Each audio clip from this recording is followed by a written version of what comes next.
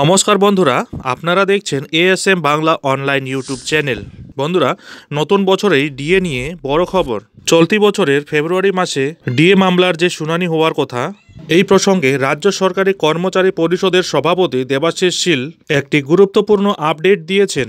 একদমই ঠিক শুনেছেন বন্ধুরা, সম্পূর্ণ বিষয়টি আলোচনা করব এই ভিডিওতে, তাই ভিডিওটি স্কিপ না করে শুরু থেকে শেষ পর্যন্ত অবশ্যই দেখবেন এবং চ্যানেলে নতুন হলে চ্যানেলটিকে সাবস্ক্রাইব করে বেল আইকনটি বাজিয়ে অল নোটিফিকেশন অন করে দেবেন। বন্ধুরা, রাজ্য সরকারি কর্মচারীদের জন্য সম্প্রতি 4% ডিএ ঘোষণা করেছেন রাজ্যের মাননীয় মুখ্যমন্ত্রী মমতা বন্দ্যোপাধ্যায়। আপাতত মহার্ঘ ভাতা নিয়ে যে মামলা চলছে তা সুপ্রিম কোর্টে বিচারাধীন।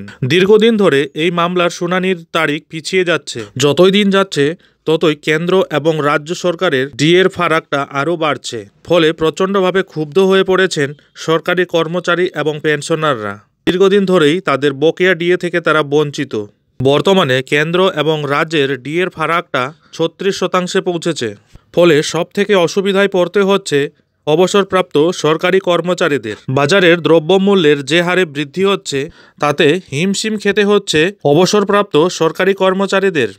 এরই মধ্যে ডিএ নিয়ে নতুন বছরে আরও কোনো নতুন খবর পাওয়া যেতে পারে, এমনটাই আশা করছেন এবার রাজ্য সরকারি কর্মচারীদের একাংশ। কারণ একদিকে সংগ্রামী যৌথ মঞ্চের পক্ষ থেকে দীর্ঘদিন ধরে শহীদ মিনারের পাদদেশে আন্দোলনরত সরকারি কর্মচারীরা তাদের ন্যায্য দাবি দাবা নিয়ে আন্দোলন করেই চলেছেন। চলতি মাসের 19 তারিখ একটি বিশাল জনসভা এবং মহামিছিলের আয়োজনও করা হয়েছে। সংগ্রামী যৌথ মঞ্চের পক্ষ থেকে এখানে অংশগ্রহণ করার জন্য আহ্বান জানানো হয়েছে শিক্ষক, সরকারি কর্মচারী, পেনশনার এবং যোগ্য চাকরি প্রার্থীদের। এখন দেখার এটাই যে 19 তারিখের মহামিছিল ও জনসভার পর সরকারের টনক নড়ছে কিনা। তাছাড়া আগামী মাস অর্থাৎ ফেব্রুয়ারি মাসে আবারও ডিএ মামলার শুনানির কথা।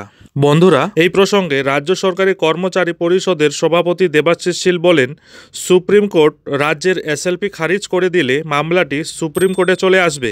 আমরা সরকারি কর্মচারীদের জয় নিয়ে আশাবাদী।